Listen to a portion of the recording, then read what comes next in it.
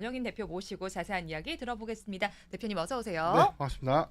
네, 대표님 오늘 시장 지금 다시 또 혼조세로 바뀌었습니다. 제가 처음에 시장을 봤을 때는 사실 빨간 불이었었는데 혼조 양상으로 바뀐 이유 어디서 저희 좀 찾을 수 있을까요? 일단 지금 코스피의 경우는 0.7%, 코스닥이 오전장까지만 하더라도 1%대 상승 추세를 좀 보였는데 급격하게 갑자기 지금 빠졌네요. 현재 네. 지금 차익분이 좀 많이 소화가 되는 부분이기 때문에 지금 전반적인 원인 체크를 좀 해보면 네. 특별한 동향은 없다라고 보여집니다. 일본 증시도 지금 0.01% 정도 상승을 하고 있고 중국도 지금 혼조세 양상이기 때문에 오늘의 이슈가 조금은 더 체크를 해봐야 되는 부분이긴 하지만 아무래도 이번 주가 감사보고서에 관련된 리스크가 좀 나올 수 있는 구간이죠. 네. 지난주에 감사보고서의 미제출 법인이 전체 51개사입니다. 우리가 조금 많이 알고 있는 영업무역같이 좀 탄탄한 기업도 아직 감사보고서를 좀 못 냈었고요. 여기에 뭐 금양, 그다음에 한계 기업들 뭐 전체적으로 한 51개사가 있었고 어제 오늘까지 제가 좀 추정을 좀 해보니까 한 5개 정도 업체는 감사보고서 지연 제출 이후에 새롭게 감사보고서 제출을 했기 때문에 한 45개사 정도는 아직까지 감사보고서가 제출되고 있지 못한 흐름들. 지금 잠깐 추이를 좀 보도록 하겠습니다. 네. 지금 하락률 추이를 좀 보면 크게 지금 뭐 이슈가 될 만한 어떤 종목들의 하락이라고 좀 보여지는 것들이 좀 많이는 없거든요. 네. 사실 뭐 지금 뭐 HLB 제약 관련주들이 지금 오늘 5%대 지금 HLB 제약이 네. 하락하고 있다는 점. 그 이외의 뭐 내용들 좀 보면 크게 뭐 작용했던 부분은 없다. 다만 좀 차이가 좀 있는 거는 일본의 쇼크 증후군 관련된 수급이 현재 지금 차익 매물이 좀 강하게 좀 나와 있는 것이다라고 좀 보여지고요. 최근에 좀 강했던 사료 곡물주가 오늘 좀 조정 양상을 좀 받고 있다는 점. 그 이외에 제가 볼 때는 오늘 하락 종목들 대다수가 네. 감사 리스크가 좀 부각됐던 종목들. 이 부분이 투자 심리에 영향으로 좀 작용하지 않았나라고 보고 있습니다. 이번 주까지 12월 결산 법인들이 감사 보고서를 제출하지 못하면 네. 사실상 뭐 거래 정지가 되는 거예요. 그리고 감사 보고서를 지연 제출한 케이스는 있어요. 네. 있는데 이게 우리가 코로나19 때처럼 외국의 생산 거점을 보유하거나 자회사가 이제 해외에 있기 때문에 네. 이동에 대한 제한 때문에 감사가 좀 늦어지는 어떤 케이스들 좀 있었는데 최근에 감사 보고서가 좀 지연된다는 것은 회계 의견에 좀 문제가 있을 수 있다. 이렇게 보시는 게 좀 무방하지 않나. 그래서 지금 코스피가 상대적으로 더 오후장이 좀 하락하는 이유는 감사 리스크에 관련된 이슈 부각, 그 다음에 일본 쇼크 증후군 등 뭐 단기적 테마 종목들이 오후장에서 이 강하게 차익 매물을 좀 쏟아져 내리는 어떤 과정에서 발생된 것이 아닌가라고 보고 있습니다. 네, 지금 일단 아무리 감사 보고서 제출 이후에 흐름이 나타나는 기업들이 있다라고 정리를 해주셨는데 오늘 장에서는 아마 가장 많은 분들이 관심을 가졌을 종목이 바로 엔젤 로보틱스겠죠. 지금의 흐름을 좀 살펴볼게요. 지금 흐름 살펴보니까 146% 정도로 오르고 있습니다. 이 기업이 이제 웨어러블 로봇을 뭐 네네. 생산하는 기업이잖아요. 맞습니다. 지금은 의료 현장에서 많이 사용이 되는 걸로 알고 있는데 뭐 뇌졸중 환자라든지 이런 분들을 도와주는 도구로 좀 활용이 되고 있어요. 자, 그러면 오늘의 지금 일단 주가 흐름부터 먼저 살펴볼게요. 어떻게 보세요? 지금 공모가가 2만 원. 네. 근데 이게 이 기관의 수요 측에서 공모가 최상단에서 공모가가 좀 결정이 됐고 오늘 시초가가 5만 500원에 출발을 좀 했고요. 지금 최고가가 5만 3,600원까지 상승을 했다가 지금은 이게 소폭 좀 내려오긴 했지만 4만 9,550원대에서 공방을 좀 하고 있다는 것은 저는 성공적인 증시 입성을 했다라고 좀 표현을 하고 싶습니다. 일단은 이게 일반 공모 청약이 2,200대 1 경쟁률로 좀 기록이 좀 됐었고 여기 일반 공모 청약 증거금이 8조 9천억 원, 거의 뭐 9조 원에 육박한 시중 자금 좀 몰렸기 때문에 사실 뭐 두산 로보틱스와 좀 비교하는 경향들이 좀 많았는데 시총이나 외형 관점에서는 엔젤 로보틱스의 현재 시총을 감안했을 땐 약 6천억 원대로 좀 추정이 좀 되고 있고 그렇다면은 저는 이 공모가 기준에서에 대한 출발 시총이 2,800억이라면 뭐 거의 뭐 2배 이상의 시가총액을 현재는 형성하고 있다. 뭐 2배에서 3배까지는 안 되고 한 2.2배 정도 시가총액을 형성하고 있다는 것은 성공적인 증시에 입성을 했다라고 좀 보여지고 있습니다. 다만 우리가 KNR 시스템이라고 전에 이제 유압 로봇 종목이 상장했을 때 이렇게 많은 수급 유입을 못했거든요. 이게 기술에 대한 좀 차이가 있어요. 우리가 로봇은 크게 두 가지죠. 산업용 로봇과 서비스 로봇. 네. 산업용 로봇은 말이 좋아 로봇이지 공장에서 자동화 설비는 모두 산업용 로봇이다라고 좀 보시면 돼요. 여기서 기술 고도화가 되면은 팔이 움직이고 다리가 움직여서 뭐 물건을 배송한다든가 조립을 한다든가 공정에서 활용되는 로봇은 이후에 고도화됐을 때 완성형 로봇을 의미하고요. 서비스 로봇은 우리가 흔히 이야기하는 뭐 로봇 청소기도 하나의 서비스 로봇이다라고 좀 봐야 되고 서빙 로봇 같은 거. 그다음에 우리가 F&B 시장에서 있는 뭐 설거지를 하거나 뭐 튀김을 튀기거나 아니면 뭐 조리를 하는 그런 로봇 등을 우리가 서비스 로봇이라고 하는데 웨어러블 로봇은 사실 서비스 로봇에 좀 가깝지만 특화된 부분에서는 의료용과 산업용에 대한 확장성 때문에 이 기술력이 좀 더 주목이 되고 있고 단순하게 우리가 로봇의 기초적인 부분들은 제품에 조금 연동된 효과라고 보면 웨어러블 로봇은 사람이 소위 말해서 입는 로봇이죠. 네. 그래서 하나의 로봇이 아니라 앞으로 입는 가전제품으로 고도화가 될 것이라는 기대감이 있기 때문에 삼성전자가 추구하는 로봇의 방향도 웨어러블 로봇.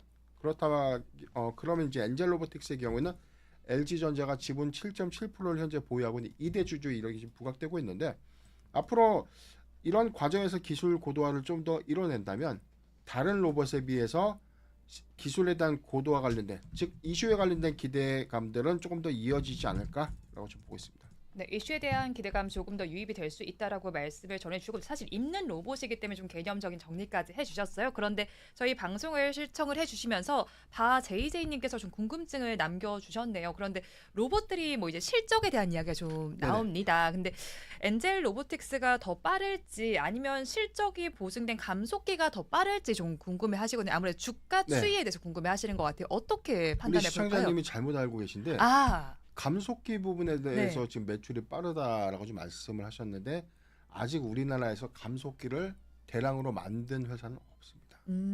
이게 그래서 언론이 좀 문제고 여기서 시장에 좀 잘 예측되지 못한 정보들 때문에 이게 왜곡 현상이 좀 있는 것인데 우리나라의 이 감속기는 SPG와 SPB테크 이 두 개 회사가 기술력을 좀 현재 갖고 있고 대량의 양산 체계를 현재 구축하는 과정에 있습니다.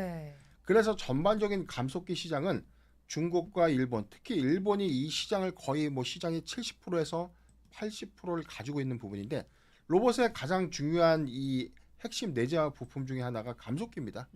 그래서 이 부분을 국산화한다는 관점에서 앞으로의 시장 확대 부분 안에서에 대한 감속기, 뭐 소형 감속기 부분에서 우리가 모터를 좀 구동하는 시스템 정도로 구현되는 그것도 일종의 좀 감속기라고 좀 볼 수가 있지만 그건 이제 전자제품에 들어가는 소량의 부품 정도로만 좀 인식이 되고 앞으로 거대화된 이 로봇에 아니면 특화된 로봇의 중량들이 좀 더 늘어나는 로봇에 들어가는 감속기는 계속해서 기술 고도화가 좀 일어나야 되고 아마 우리나라의 세계사들이 올해 상반기 안에는 양산 체계를 좀 구축하고 여기서 매출은 좀 일어날 것이다라고 보이지만 아직 확대될 수 있는 매출을 가져가는 시장은 아니다라고 봅니다. 그래서 우리가 로봇 시장을 좀 보는 관점은 당장 매출도 없는데 너무 시가총액이 많으니까 이것도 바이오처럼 너무 거품이 껴있는 거 아니에요? 라고 많이 질문하시거든요. 그렇다면 바이오는 앞으로 이 약이 시판됐을 때 벌어들이는 미래에 대한 추정 가치를 우리가 굉장히 기대하면서 투자를 합니다. 근데 로봇은 바이오처럼 다소 막연한 것보다 실체가 좀 있다는 것이죠. 그래서 이 부분은 우리가 생각하지 못했던 과거 한 20년 전으로 좀 돌아가 보면 제가 굉장히 나이를 많이 먹은 것 같지만 20년 전으로 들어가면 저 고등학교 때 좀 삐삐 차고 있다가 1년 지나니까 갑자기 PCS가 나옵니다. 그리고 1년이 또 지나니까 몇 년 뭐 군대 갔다 오니까 또 스마트폰이라는 게 또 나와요. 계속해서 이 시대가 굉장히 좀 빨리 좀 지나갔던 이 과도기를 보면 그 기간이 채 2, 3년도 안 됐는데 너무나 빠르게 이제 변모했다는 것이죠. 그런 것들을 보면 현재 우리가 구현될 수 있는 로봇은 2, 3년 후에 또 다른 유형으로 굉장히 확대가 된다는 관점에서 주목을 해야 되고 통상적으로 제가 보면 로봇주들의 대부분은 산업용 로봇의 안에 들어가는 부품 등을 공급하는 회사가 대다수인데 웨어러블 로봇이라든가 완성형 로봇 안에서에 대한 핵심 기술들은 특화된 종목들이 조금 더 선별 효과가 좀 더 달라지지 않을까라고 좀 보고 있습니다. 일단 조금 특화된 로봇들은 선별 효과가 달라질 것이다라고 정리를 해주셨고 감속기 시장은 좀 양산이 될 때까지는 바라보셔야 될 것 같습니다. 자, 그리고 이제 로봇주 중에서 다른 종목들의 흐름은 지금 어떻게 나타나고 있는지도 궁금합니다. 뭐 저희가 잘 알고 있는 뭐 레인보우 로보틱스라든지 두산 로보틱스의 오늘 흐름은 어떤지 궁금하고요. 또 레인보우 로보틱스의 경우는 29일에 주주총회도 좀 예정이 되어 네. 있지 않습니까? 어떤 포인트 바라볼까요? 우선 지금 로봇주 흐름들을 보면 지금 뭐 두산, LG 넥스원, 뭐 레인보우 로보틱스가 현재 1.5%대. 전체적으로는 오늘 이 엔젤 로보틱스의 상장 기대감들이 좀 더 반영되고 있지 못한 흐름들을 좀 보이고 있어요. 지금 뭐 RS 모터 오토메이션이라든가 대동기업 뭐 지금 사면이라는 종목들 지금 6에서 7%에서 뭐 한 많게는 한 2, 3%대 조정을 좀 받고 있고 상승 종목들을 좀 보면 해성 TPC라든가 오늘 뭐 LG 넥스원의 경우에는 사실 이 로봇 이슈보다는 방산 이슈로 조금 더 상승하는 경향이라고 보시면 무방하고요. 지금 레인보우 로보틱스가 지금 1.5%대 좀 상승을 하고 있는데 오늘 장중에 좀 기사가 하나 나왔음에도 불구하고 상승폭이 좀 더 제한적인 효과들. 오늘 양팔 로봇을 네. 출시할 수도 있다라는 어떤 기사가 좀 있었는데 잠깐 좀 찾아보도록 할게요. 네.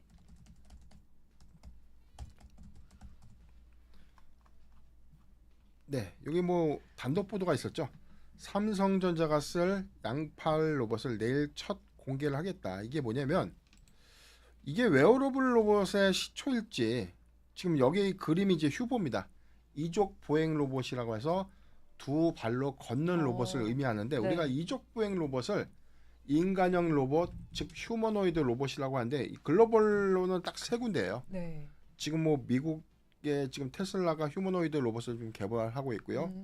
지금 일본의 혼다, 그 다음에 한국의 이 휴보가 이족 보행 기술의 관점에서는 굉장히 좀 특화된 기술을 좀 네. 보유하고 있고 지금 삼성전자가 주주관 계약서를 통해서 금번 29일 날 정기 주총에서 네. 삼성전자 부사장을 이사로 선임한다. 그래서 이게 단기에 좀 이슈가 되면서 지난주에 수급이 굉장히 좀 좋았는데 이걸 이렇게만 보는 게 아니라 여기에 기재되어 있는 주주관 계약서에 주목을 좀 해야 됩니다. 네.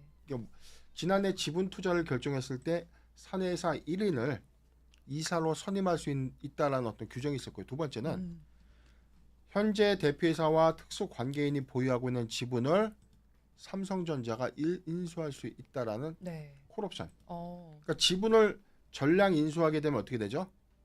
과점 이상이 되니까 삼성전자의 자회사가 되는 것이죠. 네. 그래서 지금 근본 주주총회가 삼성전자 사장도 이사로 가고 네. 주주관 계약서도 그렇게 명기가 돼 있으니까 네. 그렇다면 콜옵션 행사가 빨리 이루어지면 올해 삼성전자 자회사로 레인보우 로보틱스가 편입되는 것 아닌가라는 네. 기대감들이 좀 반영이 됐고 아. 공교롭게 오늘 이 기사도 네.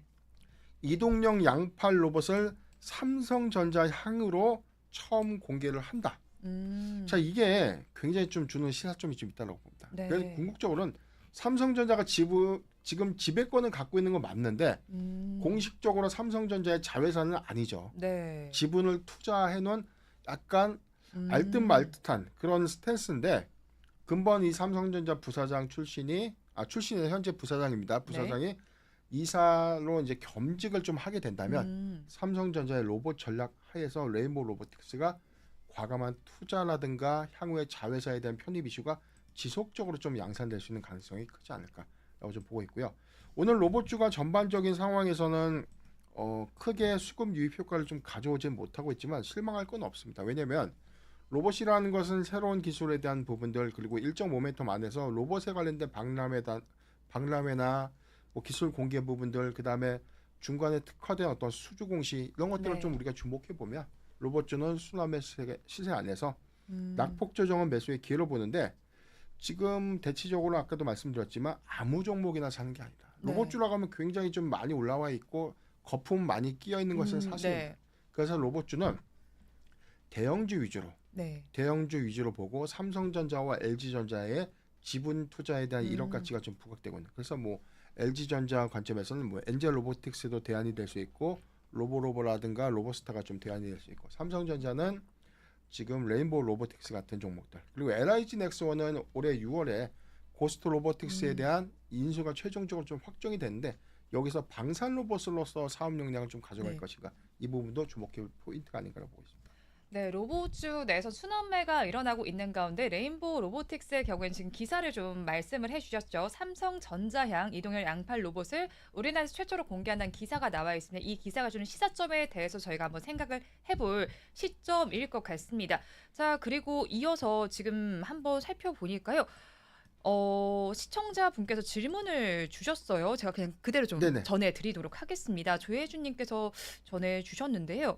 지금 그 전에 바제이제이님의 질문부터 먼저 좀 다뤄드릴게요. 네네. 먼저 올라왔거든요. 네. 예, 삼성전자 다뤄주시나요?라고 질문을 먼저 해주셨습니다. 네, 삼성전자 오늘 이 질문 해주신 이유가 아무래도 8만 전자 이것 때문인 것 같아요. 장중에 8만 원 넘어서기도 했죠. 자, 지금은 이제 8만 원 다시 또 이제 목전이 주는 모습인데 일단 오늘 삼성전자의 주가 상황 어떻게 저희 바라볼까요? 예, 제가 최근 방송에서도 많이 강조를 드렸던 삼성전자 1차 목표가는 좀 84,000원을 좀 제시를 해드린 바 있었는데 공교롭게도 지난주에 제가 이 시점이죠. 지난주부터 삼성전자의 수급 유입 외인과 기관이 굉장히 좀 많이 매수를 하고 있고 공교롭게도 SK하이닉스가 좀 조정을 받았던 구간.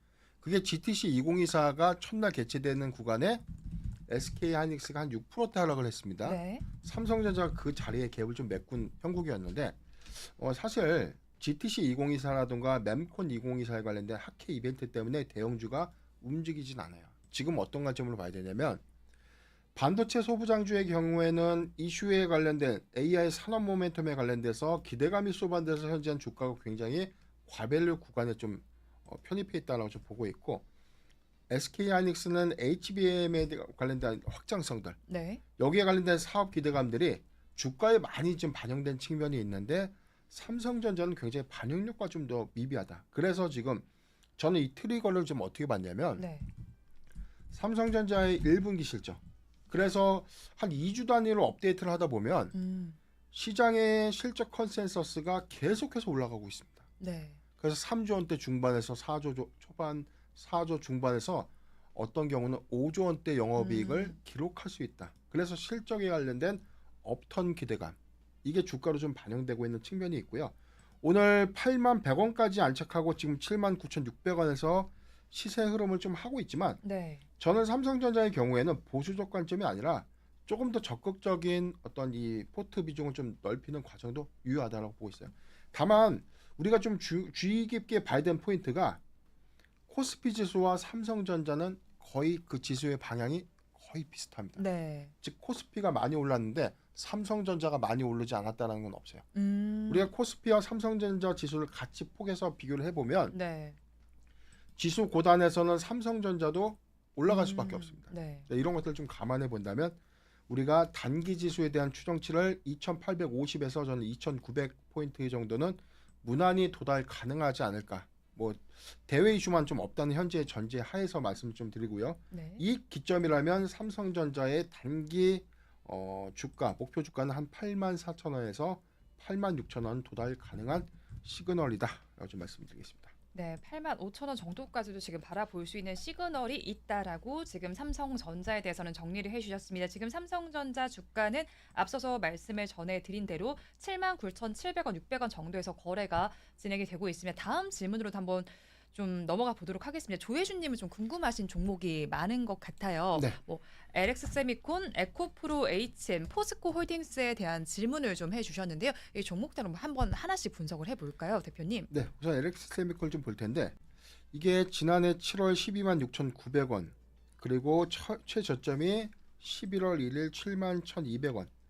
저는 제가 과거에도 이 종목 굉장히 좋은 종목이라고 좀 강조를 좀 드렸던 종목 중에 하나인데 많이 내려와 있는 형국이죠. 이게 사실 실적에 관련된 베이스를 우리가 너무 AI 반도체에 초점을 좀 맞췄는데 이 구름에 가려진 종목들이 굉장히 좀 많다는 것이죠. 사실 우리가 거품이 거치고 나면 실질적인 종목 수혜주가 보여지고 여기서 실적이 부각이 되면서 주가 수급이 좀 강하게 좀 들어오는 종목들이 많거든요. 대표적인 게 삼성전기입니다. 삼성전기 같은 경우는 AI 모멘텀들이 이 반영이 좀 되고 있고 온디바이스 AI 개화에 따라서 뭐 적층 세라믹 콘덴서의 판매 비중 여기에 이 고도화된 카메라 스펙이 업되면서 카메라 모듈에 관련된 삼성전자 매출이 굉장히 오래 클 것인데 이 부분을 아는 사람이 없어요. 네. 반영 효과도 미미하고.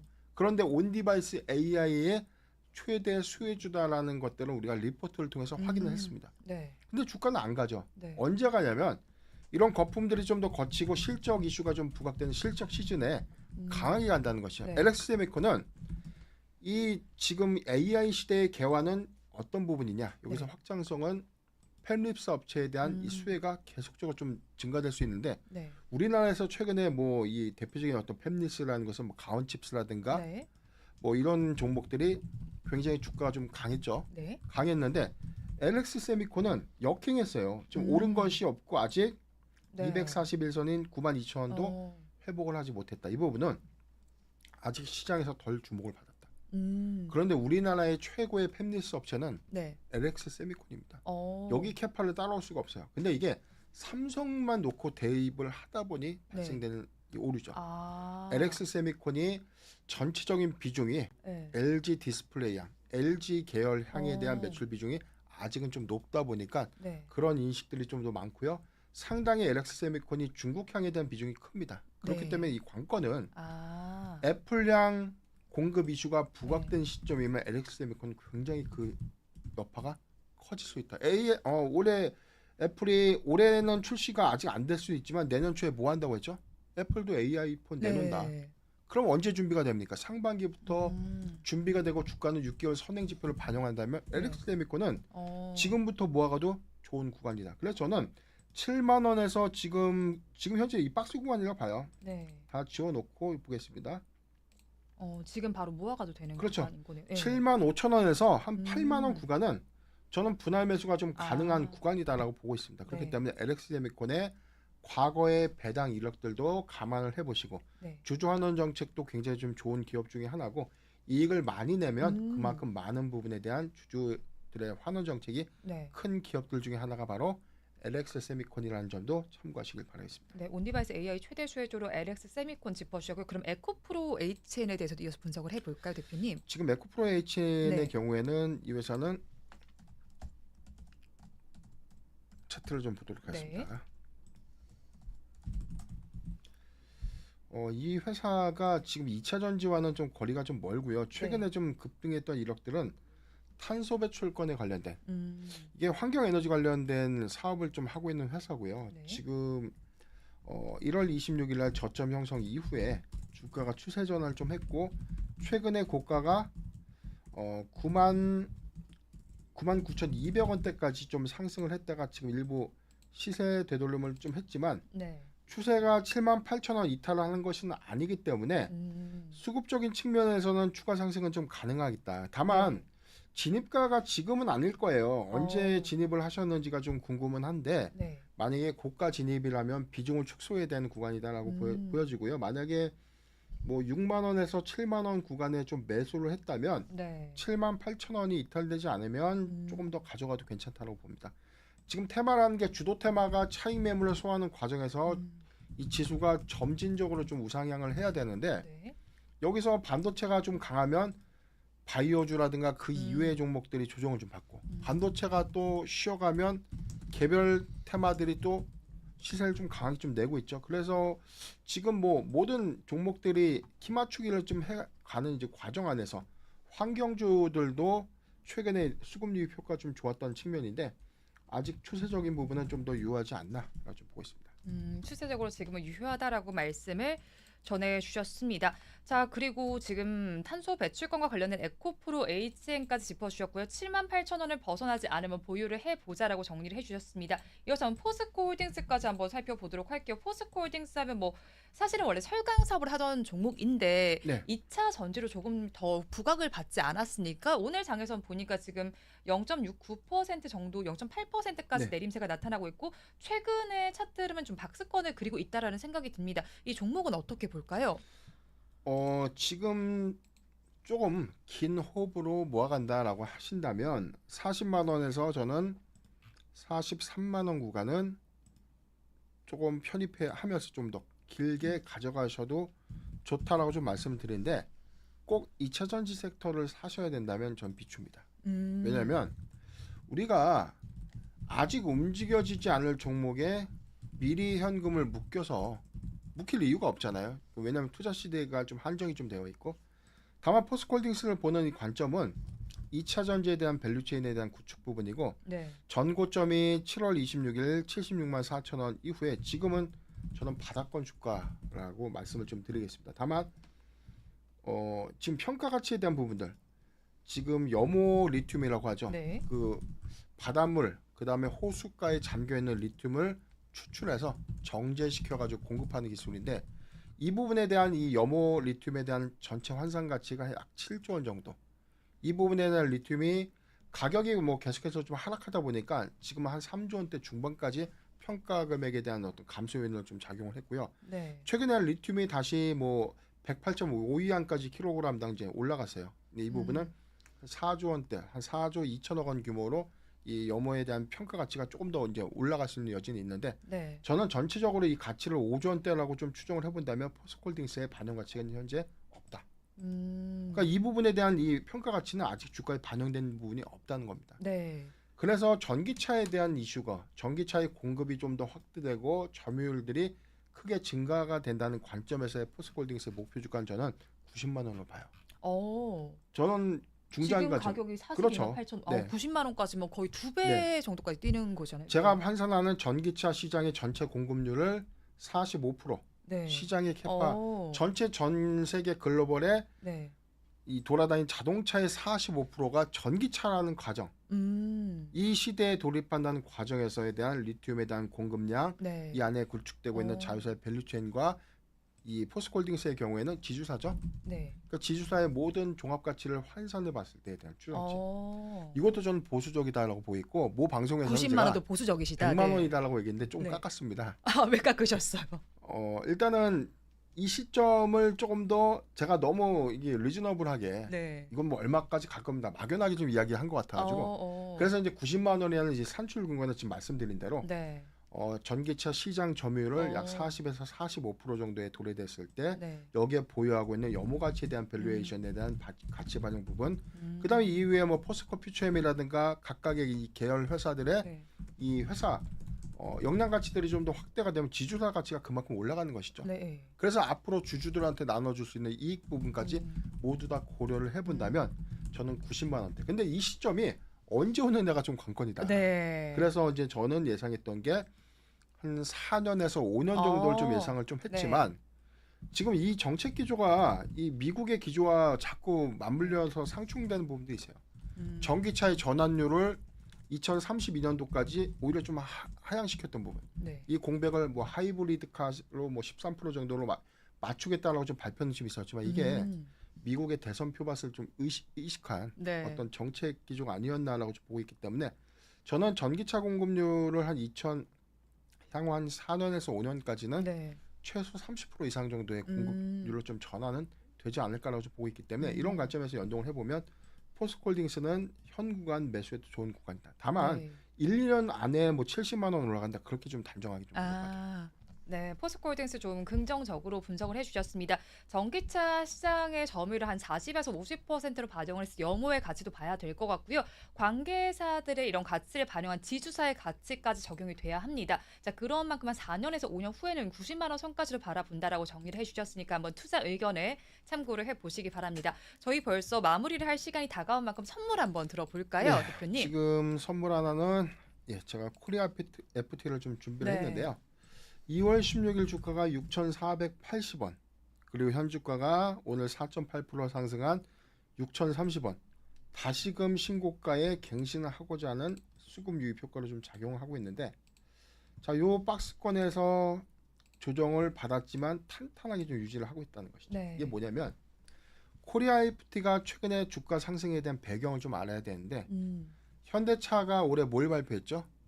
주력 차종을 네. 하이브리드 차로 전환시켜야겠다. 네. 그래서 이제 2025년도부터 본격적으로 양산을 하겠다라고 해서 기대감이 좀 부각이 됐는데, 그렇다면 단순하게 하이브리드 카에 대해 소요되는 부품주에 대한 수요의 기대감 때문에 반영된 효과가 아니라 네. 이 회사가 보유하고 있는 핵심적인 부품, 캐니스터라는 부품입니다. 이게 배기가스를 흡착시키는 기술인데 이게 현대차 그룹에 거의 독점적으로 공급해요.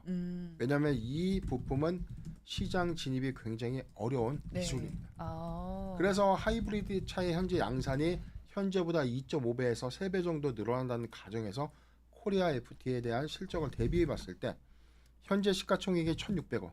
지난해도 매출액이 거의 6,800억 원 규모의 외형이었는데 저는 적정한 기업별로 뭐 동정 펄을 우리가 조금 대입을 해봤을 때도 주가의 상승 여력은 시총 2,500억 정도는 좀 올라가야 된다. 그렇다면 네. 저는 단기적으로 10,000원까지는 주가가 가야 된다고 보이고요. 네. 두 번째는 이 하이브리드카 전환에 관련된 부품 수혜 기대감이 있고요. 두 번째는 현대차가 올해 인도 법인의 상장, 인도 증시의 네. 상장을 좀 앞두고 있죠. 현대차 인도 법인의 상장 기대감. 그래서 첸나이 지방에 이 생산 거점을 보유하고 있는 코리아 FT가 네. 여기에 관련된 반사 모멘텀, 반사 기대감도 수급으로 좀 작용하지 않을까라고 보고 있기 때문에 저는 한 5,200원에서 5,700원 구간에 진입을 하면 뭐가 더 좋은 구간이다라고 보여지고 있고 만약에 오늘 상승 이후에 여기서 추가적인 어떤 제로 이슈가 좀 더 부각이 되면 단기간 한 7,000원 정도는 무난히 돌파 가능한 시그널이 아닐까라고 보고 있습니다. 네, 오늘 지금 선물로 코리아 FT를 짚어주셨습니다. 현대차가 주력 차종을 하이브리드로 발표를 한 바가 있었고요. K스토어에 대한 부분이 부각이 되고 있으니 현대차에 좀 거의 독점적으로 공급을 하는 업체라는 점 한번 기억을 해주시고요. 현대차 인도 법인에 대한 기대감도 있으니까 이전까지 한번 챙겨가 보시기 바랍니다. 저희 유튜브 방송은 여기서 마무리해보도록 하고요. 잠시 후 오늘장 내일장 일부 통해서 다시 찾아뵙겠습니다. 여러분 안녕!